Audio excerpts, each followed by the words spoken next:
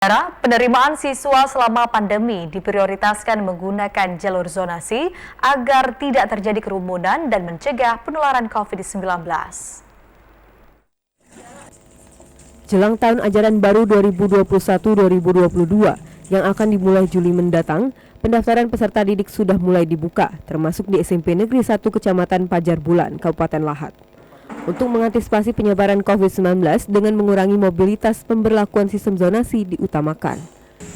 PPDB di SMA Negeri 1 Pajar Bulan ini sebenarnya ada 4 jalur, tapi karena kuotanya tidak terpenuhi, kami sudah tahu karena berdekatan dengan SMP 1 Pajar Bulan, outputnya hanya 126 siswa.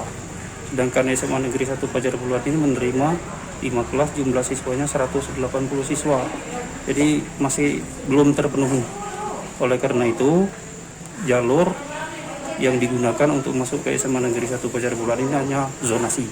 Nah, kebenaran memang memenuhi syarat dalam satu wilayah di Kecamatan Pajar Bulan ini.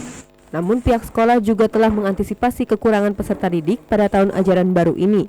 Untuk itu, sekolah juga menerima jalur mutasi orang tua, afirmasi, dan siswa tidak mampu. Namun kuotanya sangat terbatas. Dari Kabupaten Lahat, Rivaldo Putrawansa, TVRI Sumsel melaporkan.